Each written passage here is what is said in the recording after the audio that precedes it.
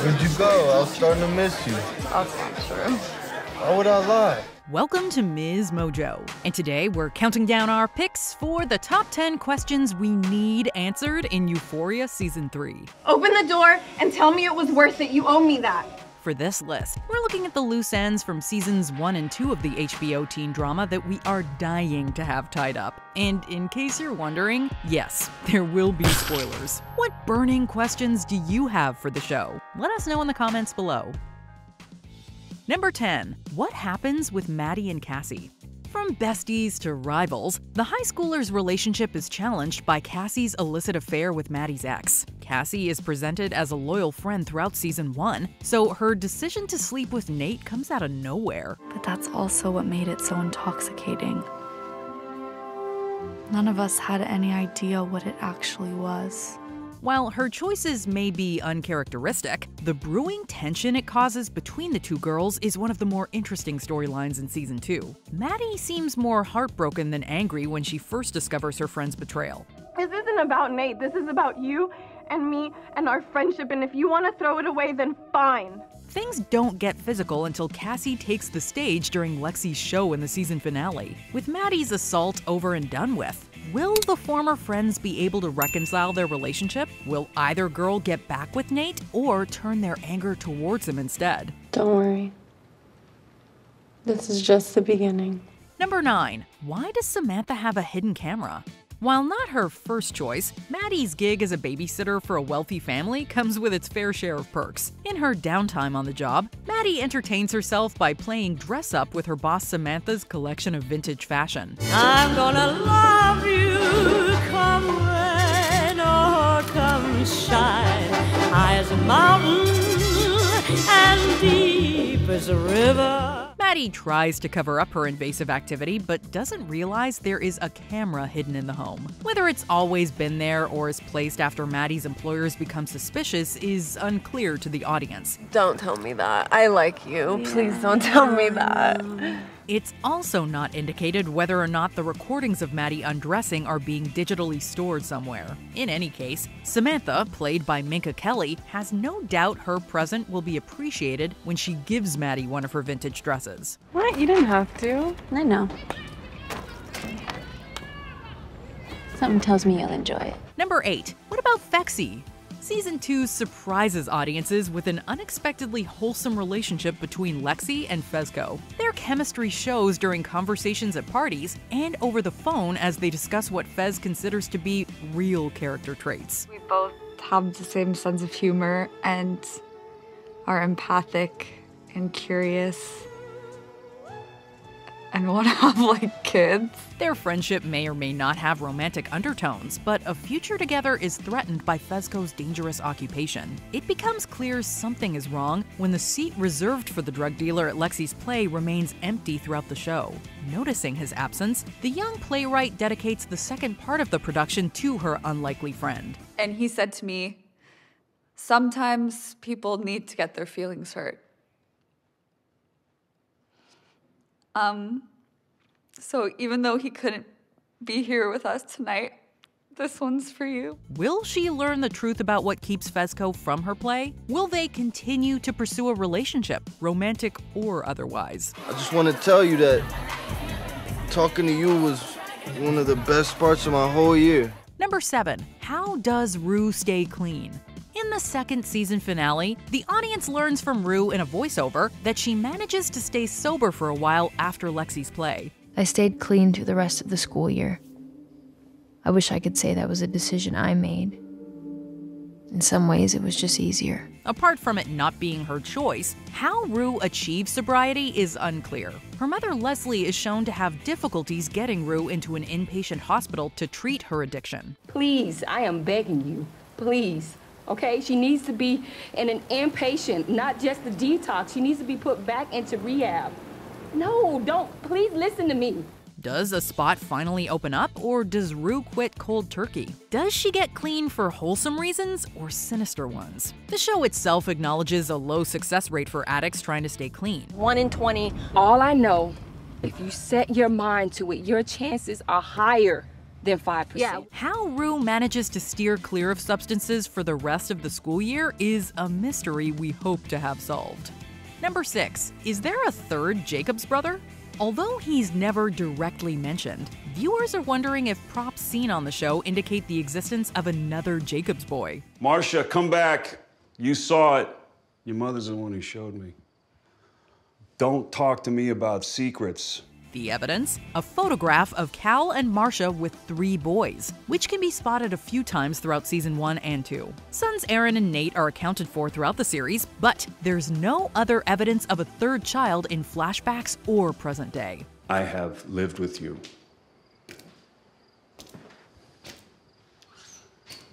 I have raised you.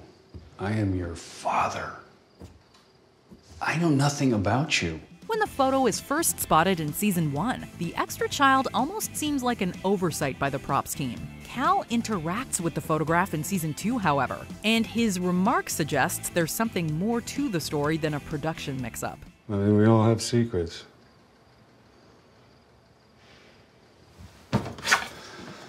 Number 5. Is Fesco going to be convicted of murder? While Lexi is performing in her play at the school, Fesco is managing an increasingly dangerous situation at his house. Matters are tense for the drug dealer since his adopted brother Ashtray kills their supplier Mouse in the first episode of the second season. Mouse ain't gonna be coming around no more. Why's that? 'Cause I didn't like the way he did business. Things start to escalate when it comes to light that their associate Custer is working with the police to solve Mouse's murder. Ashtray makes the impulsive choice to off Custer just before the police raid their home, leaving not 1 but 2 deaths for which responsibility needs to be taken. Sorry, bro, but we had to make it look like you ain't do this. Check it out, man. The cops are gonna kick down the door any second, bro. A good older brother, Fesco wants to take the blame for Ashtray and places his own fingerprints on the murder weapon. Will Fesco go to jail for crimes he didn't commit? Listen to me. Just go out there and surrender. It's all on me, bro. You hear me? They gonna come in here. They gonna find me with the knife in my hand. Number 4. What will Cal be charged with? After keeping his dad's misdeeds a secret for years, Nate finally decides to turn him in after Cal drunkenly comes out to and abandons his family. But you know what? I think you set me free. So, this is farewell. Nate first collects the evidence, that being Cal's stash of recordings showing his illegal activities with minors. Nate's classmate Jules happens to be someone seen in the recordings. So there was a camera. Yes. And you've seen it? Yeah. Have a lot of people seen it? Oh, no. He gives her a copy of the video, telling her it's the only one, and Jules in turn destroys it. Nate then hands his father over to the police, along with a flash drive full of incriminating video. Nate, don't do this. I'm begging you, don't do this. You are who you are. I don't think you're ever gonna change. Besides Cal's unknown fate in the hands of the law, the question of what is included on the flash drive remains. Is Nate lying about Jules' copy being the only one? Number 3. What's up with Kat? From virgin to cam girl, Kat's story arc is one of the more exciting side plots in season 1 of the show. The high school student finds empowerment in her sexuality and faces challenges in person and online, some of which are still in need of resolution. I mean, I guess I literally have no idea who I am.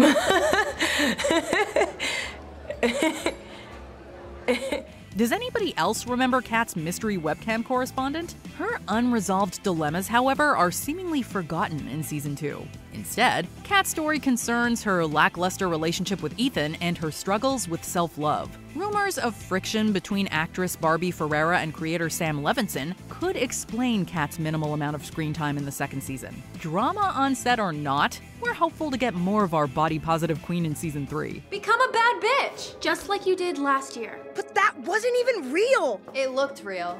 That was the point. I found it inspiring. Number 2. Is Ashtray dead? In the aftermath of Custer's death, Ashtray prepares for the police raid by locking himself in the bathroom fully armed. Ash, open the door! Ash! Fesco tries to defend him during the following shootout and is hit in the process. The confrontation ends with the brothers making eye contact while a laser is trained on Ash's forehead.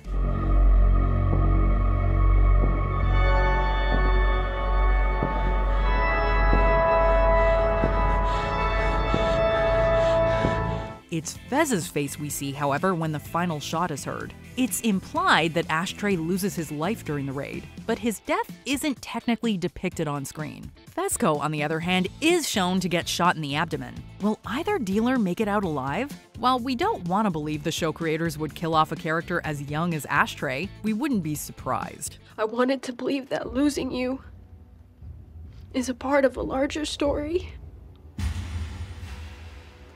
One that maybe I could still shape.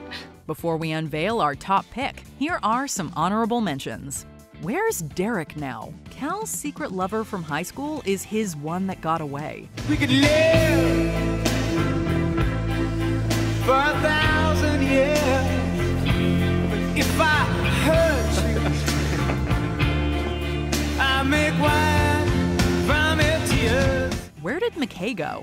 After he and Cassie break up, the football star is all but forgotten. Wasn't anything specific, it was just a feeling. You still feel that way? Like we're in two completely different places. What will happen to Faye? Caught in the police raid, Faye might have to face some consequences of her own.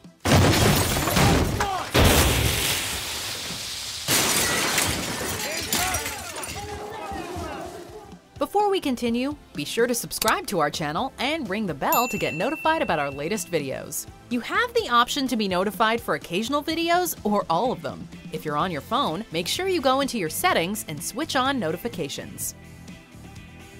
Number 1. What about Lori's $10,000 suitcase?